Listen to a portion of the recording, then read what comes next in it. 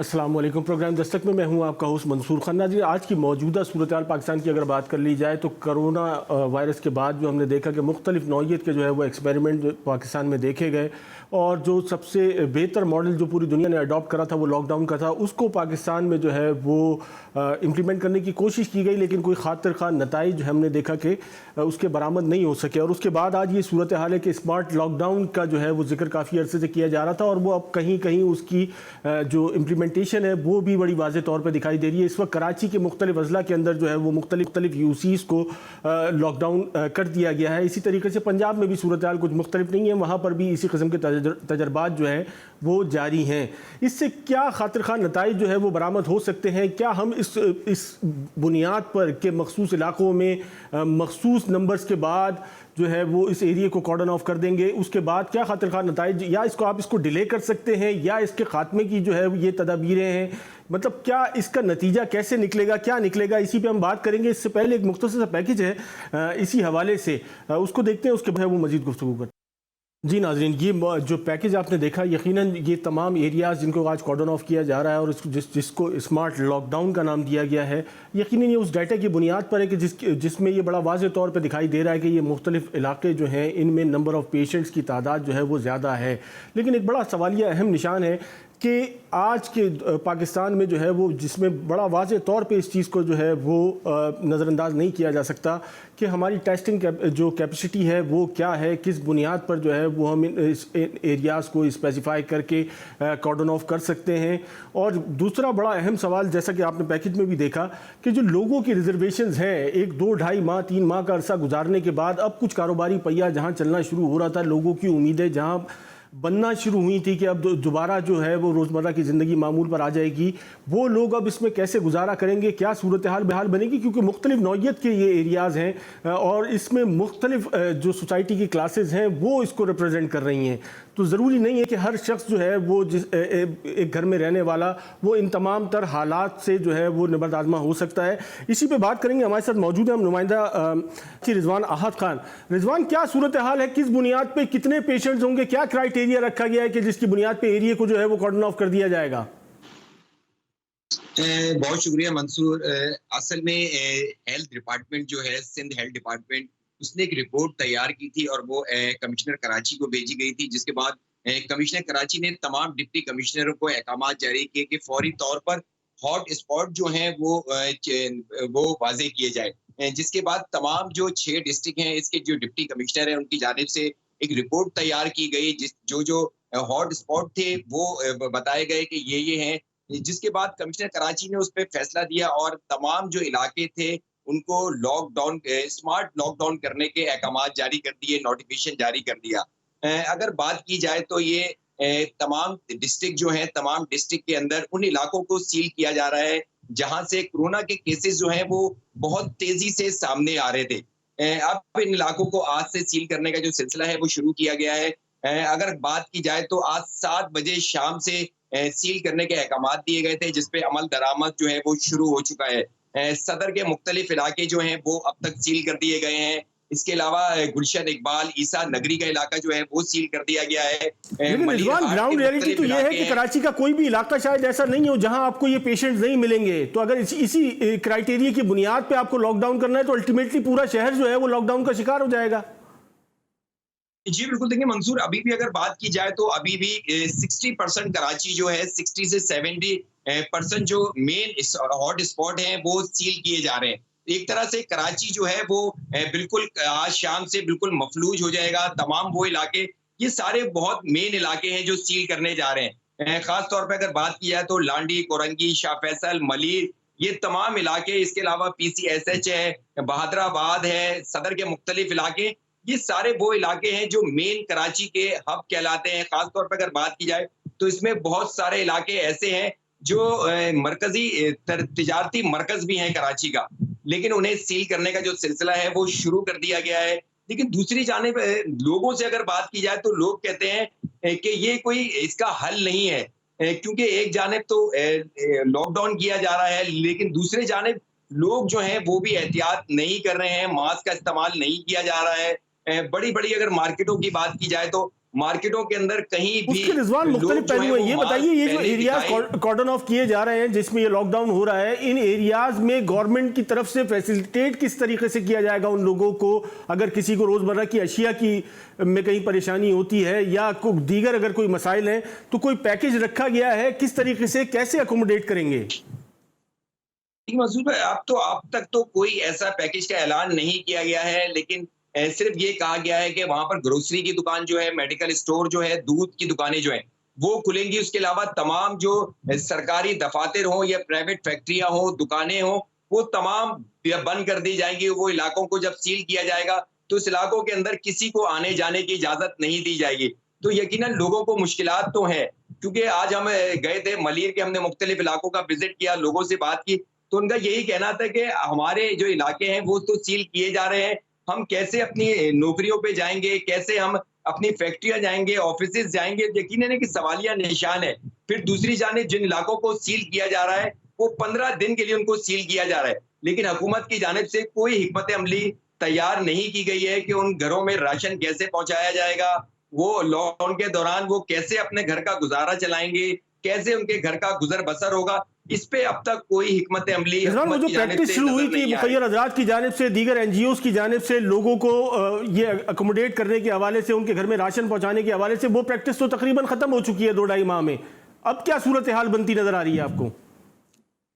जी बिल्कुल, देखिए अभी कोई ऐसी सूरत हाल नहीं है। जब लॉकडाउन का आगाज हुआ था उस टाइम मुख्तलिफ जो एनजीओज थी, मुख्तलिफ सियासी तंजीमें थी, मजहबी तंजीमें थी, उनकी जानिब से लोगों को, मुखय्यर आजाद की जानिब से लोगों में राशन तकसीम किया जा रहा था। लेकिन पिछले अगर 1 माह की बात की जाए तो 1 माह के अंदर कराची में कहीं भी राशन तकसीम का जो सिलसिला था वो होता हुआ, जारी होता हुआ दिखाई नहीं दे रहा है। अब यकीनन एक सवालिया निशान है कि जिन इलाकों को लॉकडाउन किया जा रहा है हुकूमत की जानिब से, वहां पर क्या हिकमत अमली बनाई जाएगी?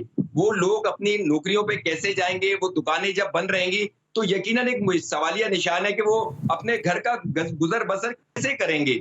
तो ये एक मुश्किल है, इसका अब तक कोई हल जो है वो सामने नहीं दिखाई दे रहा है। बहुत शुक्रिया, रिजवान अहाद खान हमारे साथ थे। नाज़रीन, इसमें कोई शक नहीं है कि लॉकडाउन के साथ जो है वो बेतहाशा मुश्किलात जो है वो किसी भी एक शहरी को जो है वो बर्दाश्त करना पड़ रही है। और उसके हवाले से ये 2-2.5 माह 3 माह का जो अरसा था जिसमें हुकूमत को ये तमाम काम करने थे कि ये मैकेनिज्म इवॉल्व ऐसा करना था कि जिसकी बुनियाद पर आप लोगों को किसी भी सतह पर फैसिलिटेट कर सकें, उनको अकोमोडेट कर सकें, उनके राशन पानी का बंदोबस्त किया जा सके। यकीनन शुरू में बहुत ज़्यादा वैक्यूम डेवलप हुआ और मुखय्यर हज़रात की जानिब से, NGOs की जानिब से बहुत ज़्यादा वावेला भी हमें नज़र आया और लोगों को इस तमाम तर सूरत हाल में इस किसी किस्म के पैनिक से जो है वो मुखय्यर आज़ाद की जानिब से जो एक्टिविटीज़ थी उसकी बुनियाद पर रोका गया। लेकिन आज क्या सूरत हाल बनती है आइंदा आने वाले दिनों में, क्योंकि काफ़ी हद तक शहर को जो है वो आप इस वक्त डिसमेंटल करने जा रहे हैं और उसके बाद उनको कैसे जो है वो आप फैसिलिटेट करेंगे, उनकी जो परेशानियां हैं उसका मदाफा कैसे होगा। आइंदा आने वाले दिन जो है वो यकीनन हुकूमत के लिए ना सिर्फ पाकिस्तान के लिए बल्कि बिलखुसूस सिंध हुकूमत के लिए जो है वो मुश्किल तरीन साबित हो सकते हैं। एक मुख्तसर सा ब्रेक लेंगे और ब्रेक के बाद जो है वो जिक्र करेंगे इस वक्त आलमी मंजरनामा जो है वो क्या कहता है। भारत की जानिब से जो इश्तियाल पसंदी थी उसमें मुसलसल इजाफा होता चला जा रहा है। ये जिस नेक्सस का जिक्र किया जाता था अमेरिका, भारत, इसराइल का, किस बुनियाद पर क्या सूरत हाल है, क्यों भारतीय एग्रेशन में किसी भी किस्म की कमी नहीं आ रही है। और बार बार हम देखते हैं कि कभी पाकिस्तान की तरफ तो कभी चाइना की तरफ जो है भारतीय एग्रेशन में मुसलसल इजाफा होता चला जा रहा है। एक मुख्तसर सा ब्रेक लेते हैं, ब्रेक के बाद दोबारा हाजिर होते हैं।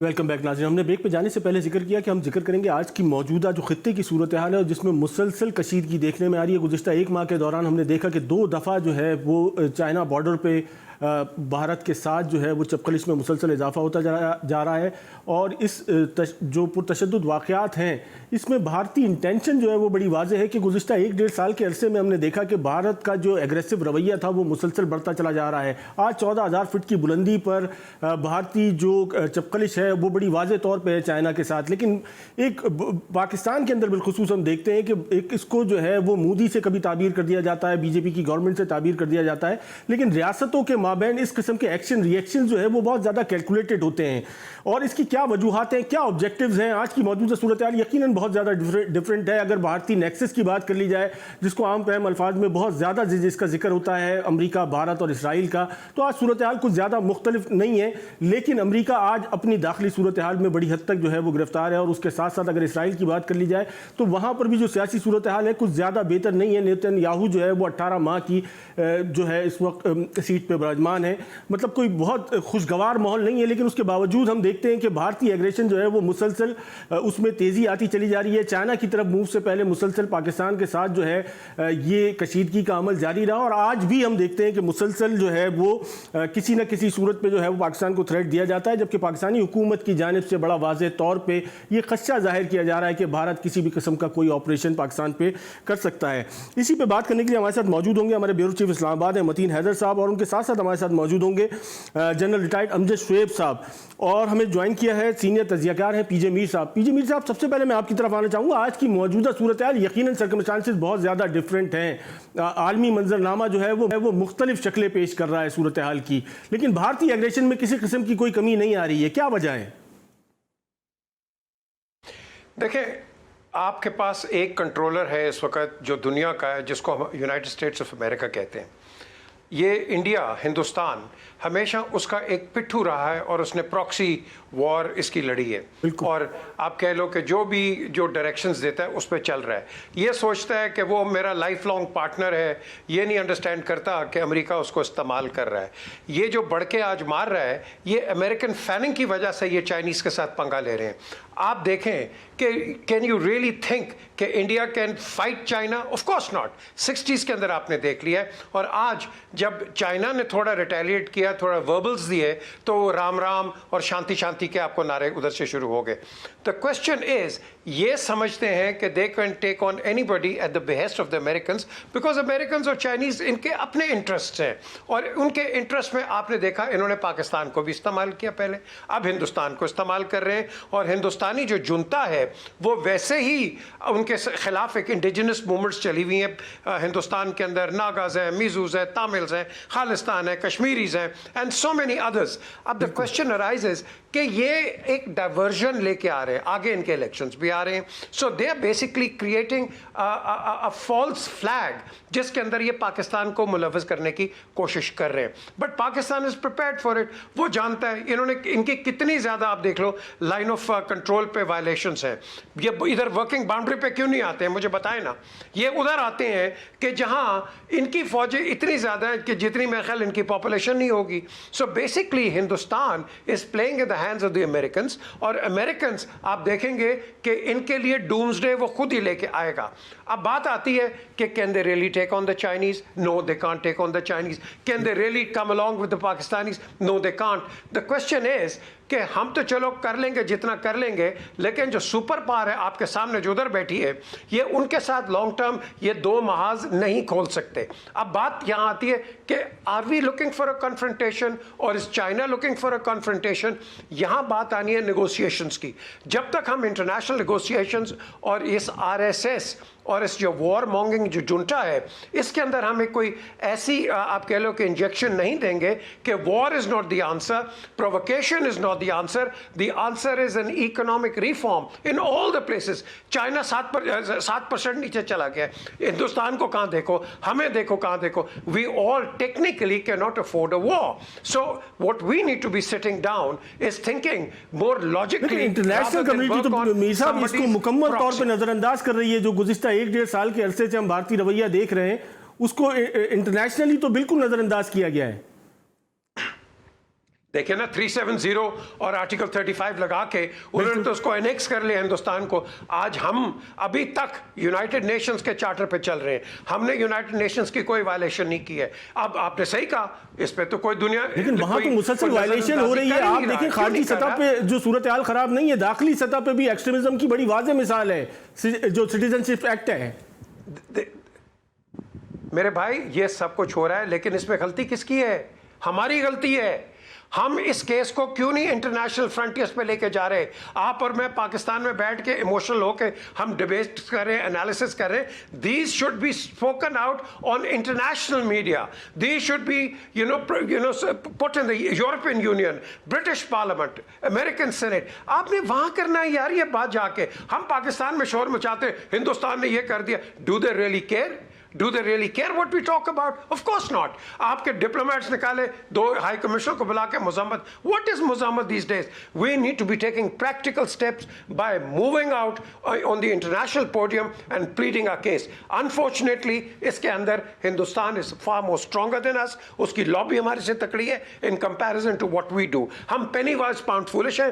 जहां हमने पैसा लगाना होता है वहां हम लगाते नहीं हैं, जहां नहीं लगाना है वहां पैसा लगाते हैं. तो I think हमारा एक ही आंसर है कि हमने public at large, international public को इन कॉन्फिडेंस लेना है। यूरोप के अंदर एक बच्चा गायब हो जाता है ना ट्रेन में, तो पूरा यूरोप हिल जाता है। चिड़ी गायब हो जाती है, उसकी हेडलाइंस लगती हैं। कितनी हेडलाइंस कश्मीर पे लगी हैं? वहां जेनोसाइड ऐसी है।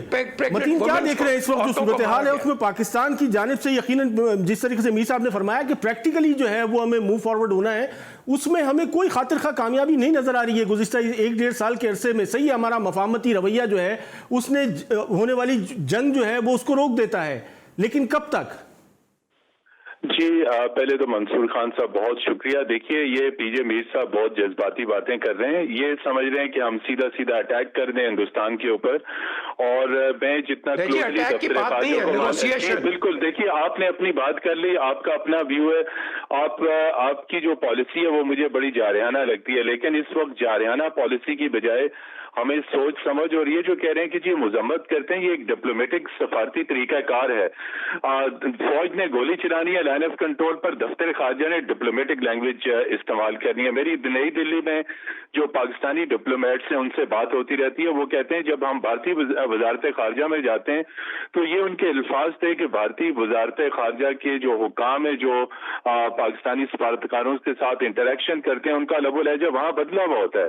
तो ये चूंकि मैं अंदर तक डिप्लोमेसी को देख रहा हूं, मेरी डेली में बात होती है, वजारत खारजा में, नई दिल्ली में, लंदन में, न्यूयॉर्क में, सब जगहों पे बात होती है जिस तरीके से पाकिस्तान डिप्लोमेसी के जरिए अपने बयानिए को आगे बढ़ा रहा है।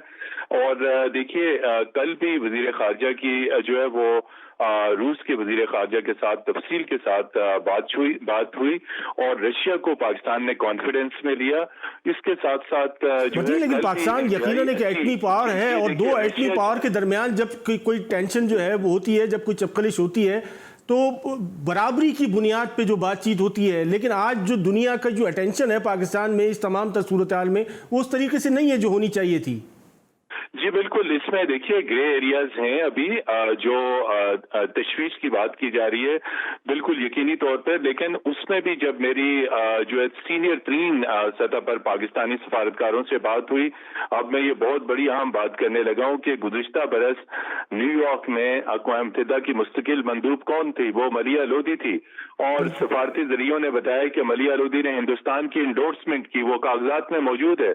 तो फिर देखिए, दुश्मन तो आपके यहाँ ही आपका अपना बंदा ही, आपका अपना ही जो कोई मामूली सफारतकार नहीं, और वो उन्होंने एंडोर्समेंट की एशिया पैसिफिक ग्रुप के अंदर, और सीनियर सफारतकारों ने क्वेश्चन किया कि कोई उनसे पूछने वाला है कि उन्होंने इंडिया को ब्लॉक करने की बजाय, एतराज लगाने की बजाय, गुज़िश्ता बरस जब एशिया पैसिफिक ग्रुप में हिंदुस्तान की सलामती काउंसिल के लिए एंडोर्समेंट हुई थी, पाकिस्तान की सफीर मलिया लोधी ने खामोशी के साथ ये एंडोर्समेंट की। आप मुझे ये बताइए कि वजारत खारजा पिछले साल नून लीग की हुकूमत नहीं थी, मियां नवाज शरीफ वजीर आजम नहीं थे, अगरचे कि मियां नवाज शरीफ ने उनको अक़वाम मुत्तहिदा में पाकिस्तान का यही तो सबसे बड़ा सवाल निशान है कि आप कैसे इस तमाम सूरत हाल पे सेटिस्फेक्शन का इजहार कर सकते हैं जब ये तमाम तर चीजें आपके सामने हों? तो जब ये तमाम तर चीजें आपके सामने, तो फिर मुझे बताइए कि हमारी लॉबिंग, हमारी सफारतकारी, हमारी तमाम तर चीजें जो है वो सब की सब वो फारिग हो गई। और उसके बाद अब हम जितनी स्ट्रेटजीज बनाएं, अब सलामती कौंसिल में अगरचे के हिंदुस्तान गैर मुस्तकिल रुकन के तौर पर पहुंच गया, हमारे सफारती जराये बताते हैं कि वो उस फोरम को पाकिस्तान के खिलाफ दहशतगर्दी के लिए इस्तेमाल करेगा, कि पाकिस्तान दहशतगर्दी को प्रमोट करता है, वो वहां पर पाकिस्तान के खिलाफ केस प्लीड करेगा। हम उसके केस को काउंटर नहीं कर सकते। कश्मीर का हम इशू अंदर सलामती कौंसिल में बराह रास्त पेश नहीं कर सकते, इसलिए कि पाकिस्तान वहां नहीं बैठा हुआ, वहां पर चीन बैठा हुआ है। चीन इतना कर सकता है कि हिंदुस्तान को काउंटर जरूर करेगा, लेकिन हिंदुस्तान इस अपॉर्चुनिटी को पाकिस्तान के खिलाफ इस्तेमाल करेगा। पिछले साल 5 अगस्त से इस खित्ते की सूरत हाल कश्मीर के तनाजुर में यकसर बदल चुकी है। अगर 7 बरस पहले पाकिस्तान सलामती कौंसिल का बेशक यकसर बदल चुकी है मतीन, लेकिन उसके साथ साथ हम देख रहे हैं कि पाकिस्तान की जो सिफारती जो अगर मामला पे जिस पे आप जिक्र कर रहे हैं उसमें मुसलसल डिक्लाइन की तरफ जा रहे हैं। जनरल अमजद शुएब साहब, ये जिस स्ट्रैटेजी की बात की जा रही है उसमें हम किस हद तक कामयाब हैं? क्योंकि आज भारत जो है उसका जो बयानिया था वो मजीद तक़वियत जो है वो हासिल कर चुका है अक़वाम मुत्तहिदा का गैर मुस्तकिल रुकन होने के बाद, और यकीनन उसके एग्रेशन में हम देख रहे हैं कि किसी किस्म की कोई कमी नहीं आई है। बिस्मिल्लाहिर्रहमानिर्रहीम। देखिए, भारत ने अक़वाम मुत्तहिदा की सीट हासिल करने से पहले अपने 5 तरजीहात का जिक्र किया, और मतीन साहब बिल्कुल ठीक कह रहे हैं कि उनमें पहली तरजीह उसकी है दहशतगर्दी, टेररिज्म। टेररिज्म खत्म करने के लिए नहीं, वो जो उनकी तरजीह है वो पाकिस्तान को टेररिज्म के नाम पे बदनाम करने की है। ऐसे ही, और ये हमारे मुल्क में बड़ी बहुत जबरदस्त कोताही की गई कि 70,000 लोग हमारे मारे गए, हम दहशतगर्दी का शिकार। भारत की दहशतगर्दी के सबूत हमारे पास थे, हमने रखे हुए थे सबूत के कलभूषण की शक्ल में या और दूसरे, लेकिन हम उनको इस्तेमाल ना कर सके। हम दुनिया को ये बता ही नहीं सके कि भाई हम दहशतगर्दी नहीं करते। पाकिस्तान का कोई आदमी वहां पकड़ लिया कि जी ये फला आदमी आपका ये यहाँ पे था, पुलवामा में तो था ही वहां पर कश्मीरी। लेकिन आप ये सोचिए कि दुनिया की बेहतरीन इंटेलिजेंस एजेंसी, उसको जरूरत है कि यहां से पाकिस्तान से भेज के किसी के यहां दहशतगर्दी कराए। इंटेलिजेंस एजेंसी अच्छी वो होती है जिसके वहां पे टेंटिकल्स हैं, और ये वो लोग हैं जिनको इन्होंने पकड़ा हुआ था। ये वहां से बगराम जेल से इन्होंने लिए, जो पाकिस्तान से जिहादी वहां पे चले जाते हैं पकड़े गए एनडीएस के साथ मिलकर, तो इन्होंने यहाँ पे हमारा अपना अंदाजा था कि 200-250 लोग इन्होंने अफगानिस्तान में अपने काबू करके रखे हुए, जिनको ये इस्तेमाल करेंगे जहाद के नाम पे। अब ये वो चीजें हैं जो कि हुकूमत को आईएसआई फीड करती रही। हुकूमत ने क्या किया, डॉन अखबार में इंटरव्यू दे दिया और कहा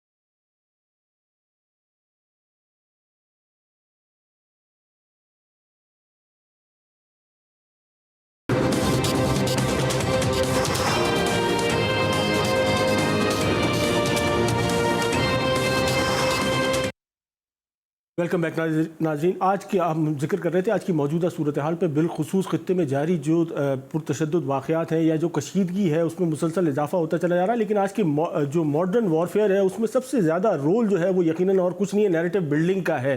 और उसके लिए हमने देखा कि इस वक्त दुनिया भर में जो है मीडिया का बहुत ज़्यादा बेहतर इस्तेमाल जो है वो रियासतें अपने मकासद के लिए कर रही हैं। नैरेटिव बिल्डिंग के लिए जो है इसी स्क्रीन को जो है वो इस्तेमाल किया जा रहा है। और गुज़िश्ता 10-15 साल के अरसे में अगर देखा जाए तो बहुत सारी ऐसी मुस्लिम रियासतें भी हैं कि जहां पर ये इसका जो है इदराक बहुत पहले हो चुका था और इस पर आज काम जारी है। पीजे मीर साहब, पाकिस्तान में सूरत हाल क्या देखते हैं हम? यकीनन एक एटमी पावर है, लेकिन इसके बाद जो है वो हमारी सूरत हाल आज भी वही की वही है। देखें, सबसे पहले तो मैं मतीन हैदर को कहूंगा कि देखें, I don't think he understood what I said. War is not an option, it is never an option, it is the last step where you go along on those lines. मैंने तो लड़ी हुई है, मैंने देखा हुआ है वॉर को, जन साहब ने भी देखा हुआ है। द क्वेश्चन अराइजेस, आप निगोशिएट करते हो, 3 न्यूक्लियर पावर्स हैं, दीज आर डेटरेंट्स। 80 साल हो गए हैं आपके पहले न्यूक्लियर एक अटैक के ऊपर, हिरोशिमा नागासाकी, उसके आफ्टर इफेक्ट्स अभी तक मौजूद है। So that is not an option और a threat from any of the sides that this will be the ultimate answer. No, आपने भी बात की है, the new warfare is media warfare, जिसके अंदर Pakistan is very weak, India is very strong. आप America चले जाएं, इंग्लैंड चले जाएं, मेरे प्रेजेंस के अंदर in 45 years of living in England, Indian media इतना तकड़ा है, वहां हमारा मीडिया कोई नहीं है। क्यों? क्योंकि हम आपस में लड़ते रहते हैं इसके अंदर। हमें चाहिए कि हमें इंटरनेशनल मीडिया और इंटरनेशनल पोडियम पे जाके अपने केस को प्लीट करो। रशिया आइसोलेशन में था, आरटी बना दिया। टर्की आइसोलेशन में था, टीआरटी बना दिया। फ्रांस आइसोलेशन में फ्रांस 24, बीबीसी वर्ल्ड। हम क्यों नहीं आ गए? हमारा है BBC, PTV world, but we need to add more, because हम जो है, देखिए, we are surviving in Pakistan in the longest, आप कह लो, surviving conflict of the United Nations. और जब दूसरी हम बात करते हैं, by the way, just to add it in, security council की मेंबरशिप इंडिया को नहीं मिल सकती। It is in violation of article 370 and 35 जो उन्होंने इंपोज किया, that is a violation of the United Nations charter. So उसको वैसे वो वीटो हो जाएगा because they have broken United Nations norms. बात आती है, आपने क्या करना है? आप अपने लॉबियस्ट को तकड़ा करो। आपके वॉशिंगटन में लॉबी 0-0 है। अभी कहते हैं कि किसी को रखा है, I don't know who it is. जो पुराने आपने रखे हुए थे, बिल्कुल आप $1 million दे रहे थे, उसका 0-0 रिजल्ट निकला। लंदन के अंदर यू नीड लॉबियस्ट। हमारे 3 लॉबिंग थी जगह के unofficial, Washington, Brussels and London, Kashmir centres. हम वहाँ फाइट करते थे, जाके बात करते थे, इंडिया को बुलाते थे। ट्रैक 2 पे हमारे रिटायर्ड जर्नल्स आते थे, पॉलिटिशियंस आते थे, उनके भी आते थे, हमारी एक डायलॉग चल रहा था। द क्वेश्चन इज, हमने इस रास्ते पे जाना है और अपने केस को प्लीट करना है। द क्वेश्चन इज, जारियाना आप कह रहे हो ना, इमदाद, that is not the answer, it can never be. But the question is, 70 साल 72 साल हो के मुजम्मत लाखों जाने चली गई, हम कब तक मुजम्मत करेंगे भाई?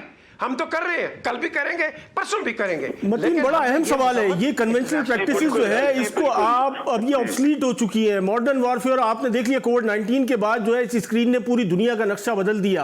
आज तक ये तय नहीं हो सका कि कोविड-19 किस हद तक मोल लेके, लेकिन उसके बावजूद जो है एक मॉडल अडॉप्ट किया गया और वो पूरी दुनिया में इंप्लीमेंट हुआ। जी बिल्कुल, जहाँ तक लॉबिंग की ताल्लुक है, जहाँ तक लॉबिंग का ताल्लुक है, उसमें कोई शक नहीं कि जो है हमारी लॉबिंग जो है न्यूयॉर्क में, वॉशिंगटन में और लंदन में, ब्रसल्स में और दुनिया के जितने बड़े कैपिटल्स हैं, बीजिंग में, टोक्यो में, चूंकि ये तमाम बड़े बड़े, और मॉस्को में बड़े ताकत के मराकज हैं, खासतौर पर वॉशिंगटन, लंदन और न्यूयॉर्क और EU चूंकि ब्रसल्स में है। इन तमाम कैपिटल्स में मैंने भी रिपोर्टिंग की है, मैंने देखा है जिस तरीके से वहां पे पाकिस्तान की लॉबिंग है, बिल्कुल ना होने के बराबर है। जहां तक ये इश्यूज हैं, बिल्कुल इनके ऊपर तवज्जो देने की जरूरत है। और जो जनरल अमजद शरीफ साहब ने कहा, वो बिल्कुल जो है वो उस वक्त के वजीर आजम नवाज शरीफ और एस्टेब्लिशमेंट के दरमियान लड़ाई थी और अल्टीमेटली डॉन लीक्स हुआ। वो बिल्कुल इंटरनेशनल कोर्ट ऑफ जस्टिस में वहां में मौजूद था जब ये उनका इंटरव्यू बतौर एक इम्पोर्टेंट कोर्ट के तौर पे वहां पे पेश किया गया। देखिए, माजी में जो नुकसानात हो चुके, बिल्कुल अभी जो शुरकाए, मैं उनसे ये इत्तेफाक करता हूं कि हमें आगे की तरफ देखना है, अपनी स्ट्रेटेजिक कम्युनिकेशन, अपनी एडवांस कम्युनिकेशन करनी है, अपनी लॉबिंग करनी है और इसके ऊपर दफ्तर खारजा में बहुत सारी मीटिंग्स हो रही हैं, लेकिन कंक्रीट रिजल्ट नहीं निकल रहा। ये जो ग्रे एरियाज हैं उसके ऊपर मैं मानता हूँ। दूसरा एक आम नुकता है कि हमारी वजारत खारजा में इस वक्त एक भी इंडिया के ऊपर एक्सपर्ट नहीं है जो होना चाहिए। ये जो कंडमिनेशन और ये चीजें ये डिप्लोमेटिक लैंग्वेज में चलती रहती हैं, लेकिन जहां अब ग्रे एरियाज हैं वो मैं जरूर हाईलाइट करूंगा कि हमारे यहाँ पूरी वजारत खारजा में इंडिया के ऊपर एक एक्सपर्ट था जिसे कहते हैं डॉक्टर मोहम्मद फैसल, वो जर्मनी में जा चुके हैं। हमारे यहाँ जो दफ्तर खारजा में जिस लेवल पे रिसर्च और एनालिसिस वहाँ पे बिंग होना चाहिए वो नहीं है।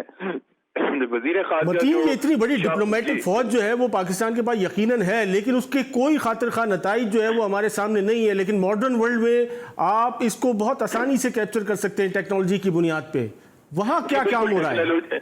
जी बिल्कुल, टेक्नोलॉजी का जहां तक शोबा है उसमें बिल्कुल जीरो है। टेक्नोलॉजी में हमारी वजारत खारजा बिल्कुल जीरो है, सिवाय एक मॉडर्न सी एक जदीद सी इन्होंने वेबसाइट बना दिया फॉरेन ऑफिस की, उसका टेक्नोलॉजी के साथ किसी किस्म का कोई ताल्लुक नहीं। अगर से कि 3 रोज पहले अब एक इजलास हुआ है मॉडर्न टेक्नोलॉजी को डिप्लोमेसी के साथ लिंक करने के लिए, लेकिन ये अभी तक सारा काम कागजों के अंदर ही है।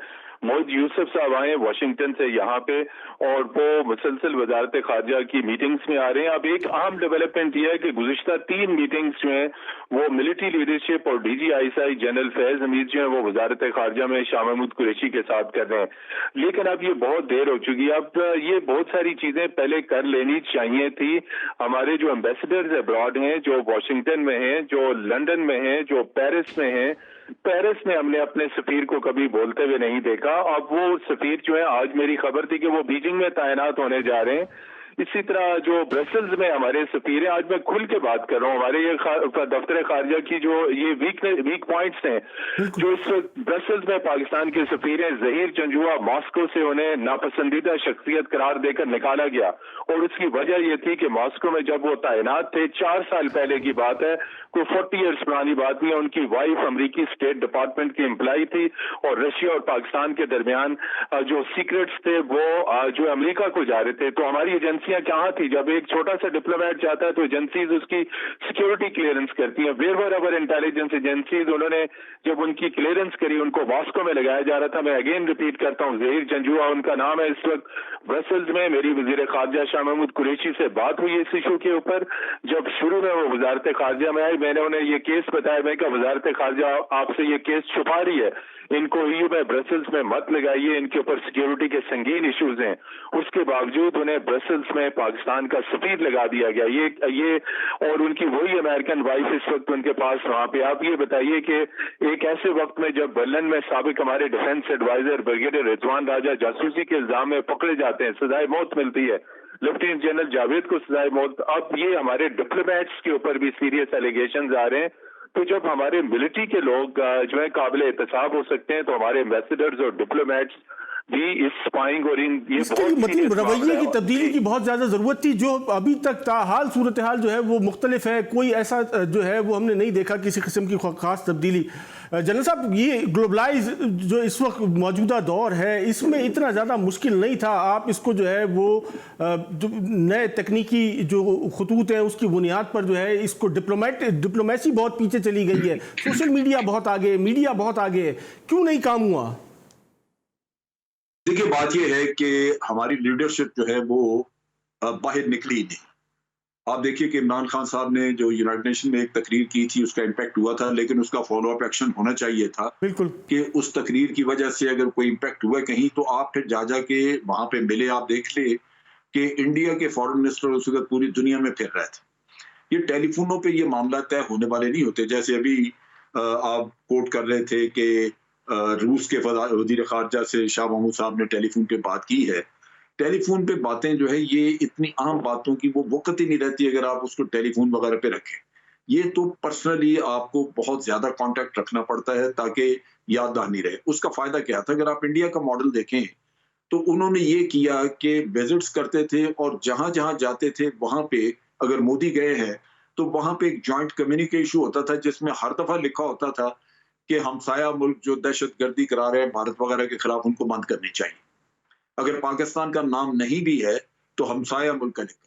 इसका मतलब जब आपने वहां पे कम्युनिके कराया तो उस मुल्क के तो वजीर आजम या सदर जिसके साथ आपने ये ये जॉइंट कम्युनिके इशू कराया, उसको तो यकीन की हद तक पता लग गया कि भाई पाकिस्तान ये काम करा, लिहाजा वो जहां भी होगा वो इसकी बात करेगा।